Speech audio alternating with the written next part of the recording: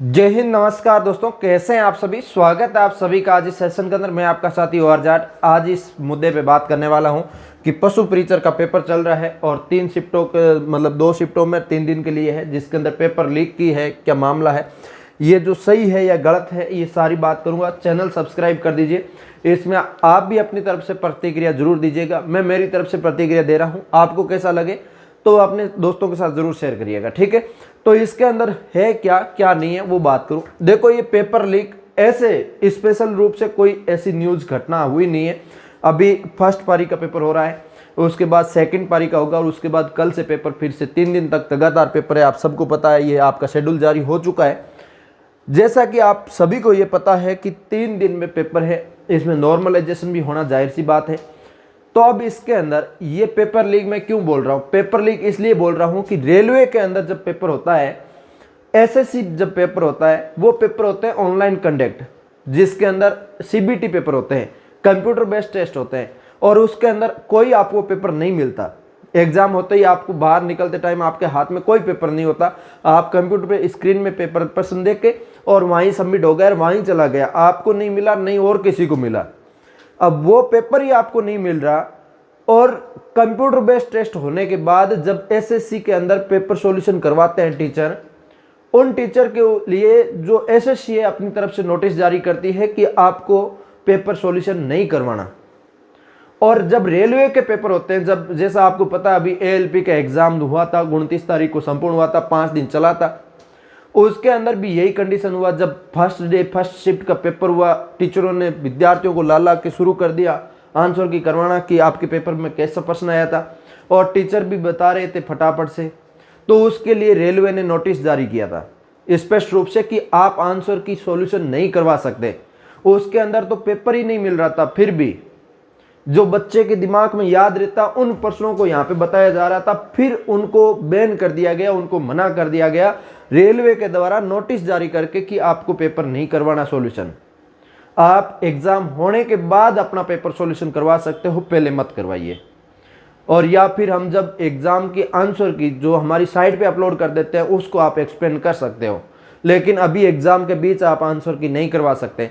तो इसके अंदर भी यही कंडीशन है। मैं आपको बताऊं, राजस्थान के अंदर इतनी सारी एग्जाम्स होती है, सीईटी की हुई और पशु परिचर की भी हो रही है, आगे भी एग्जाम होगी, जो मल्टीपल शिफ्ट के अंदर पेपर होते हैं, जिसके अंदर आपको पता है पशु परिचर के अंदर 17.5 लाख फॉर्म भरे गए हैं। 17.5 लाख जो फॉर्म भरे गए, इन फॉर्मों के ऊपर 6 शिफ्टों के अंदर पेपर है। 3 दिन पेपर चलेगा, 1 तारीख, 2 तारीख, 3 तारीख। अब 3 दिन में पेपर होंगे 6 शिफ्टों में। इसके अंदर आपको पता नॉर्मलाइजेशन भी होगा।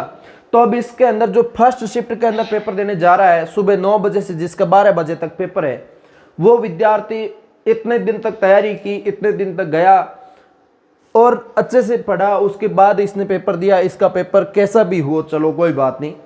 अब इनका पेपर हो गया, इन 5 शिफ्टों का पेपर तक जो विद्यार्थी देख के गया है, 6ठी शिफ्ट का पेपर देख के गया है।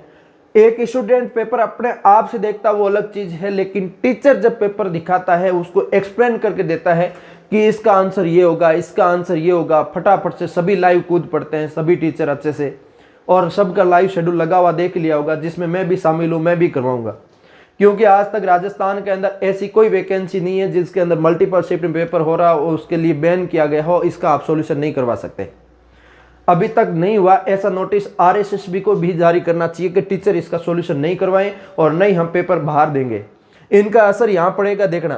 फर्स्ट शिफ्ट वाले का पेपर कैसा ही जाए, लेकिन आपके लास्ट शिफ्ट वाले का पेपर अच्छा ही जाएगा, ये 100% यकीन मानो। क्योंकि उसको पता चलेगा कि 500 शिफ्टों में इस टाइप के प्रश्न पूछे जाते हैं। इनके पास 3 दिन का समय भी, 2 दिन का समय मिल रहा है, इन समय के अंदर वो अच्छे से पढ़ भी सकता है। तो इनके जाहिर सी बात है इनका अच्छा होगा। और आपको पता है राजस्थान के अंदर जितनी भी एग्जाम्स होती है, इनके मिलते जुलते ही प्रश्न इनके अंदर आते हैं। 2 दिन का रिवीजन भी बहुत बड़ा असर डालता है इस पेपरों के अंदर, और जिसमें पेपरों के अंदर आंसर की का और पता लग जाता है, आंसर का और पता लग जाता है कि इन पेपरों के अंदर ये आंसर आए हैं और ये आंसर होंगे। जब टीचर अच्छे से एक्सप्लेन करके बताएगा तो 100% यकीन मानो होगा। तो इसके लिए मेरा गुजारिश है आरएसएसबी से कि आप स्पष्ट नोटिस निकाल के दीजिए टीचर्स को कि आप आंसर की सॉल्यूशन नहीं करवा सकते और नहीं आपको पेपर बाहर देने हैं। पेपर बाहर देंगे तो बच्चों के आप नॉर्मलाइजेशन करते हो, नॉर्मलाइजेशन के अंदर जरूरी थोड़ी है कि फर्स्ट शिफ्ट वाले का ही पेपर में जो नंबर है बढ़ेंगे, इसके नंबर बढ़ेंगे। आप तो नॉर्मलाइजेशन के फॉर्मूले लगाते हो, टोटल पर्सन मतलब टोटल जो स्टूडेंट कितने हैं, टोटल अटेम्प्ट कितने किए, उसके आधार पे यहाँ पे कौन से नॉर्मलाइजेशन से लगाया जा रहा है कि लास्ट शिफ्ट का घटेगा और फर्स्ट शिफ्ट का बढ़ेगा, ऐसा कहाँ लगाया जा रहा है नॉर्मलाइजेशन फॉर्मूला। तो ये चीज़ है, ये खास तौर से होना चाहिए। ये रेलवे एसएससी के अंदर हुआ है तो ये सुधार इसके अंदर भी करवाना चाहिए। तो इसके लिए मैंने काफ़ी सारे विद्यार्थियों से बात की, हमारे गांव के, हमारे क्षेत्र के, और हमारे क्षेत्र में और भी हॉस्टल वगैरह चलते हैं, लाइब्रेरी वगैरह चलती है, वहाँ भी गया तो इन चीज़ों को लेके मैंने डिस्कस किया। तो उनका यही कहना था कि हाँ ये नुकसान हो रहा है, एसएससी रेलवे ये कर सकती है तो अपने राजस्थान के अंदर आरएसएसबी और आरपीएससी को भी करना चाहिए, ये ज़रूरी है। इस चीज़ की इस टाइप में आप देख सकते हो। फर्स्ट शिफ्ट का अभी 9 से 12 पेपर हो जाएगा, उसका प्रश्न पत्र बाहर आते ही सभी टीचर सॉल्यूशन करवाएंगे, जिसके अंदर मैं भी सॉल्यूशन करवाऊंगा। जब तक आरएसएसबी नहीं बताएगी तब तक हम करवाएंगे भाई, सीधी बात है। क्योंकि टीचर का एक दायित्व भी बनता है, स्टूडेंट उनके प्रति ये आशा भी रखता है कि हमारे सर आएंगे और पूरा एक्सप्लेन करके देंगे, हमें भी पता चलेगा नेक्स्ट शिफ्ट में क्या पढ़ना है क्या नहीं पढ़ना। ये सब चीज़ें बताई जाती है और सब बतानी भी चाहिए। जब तक बोर्ड प्रतिबंध नहीं करेगा तब तक हम भी करेंगे।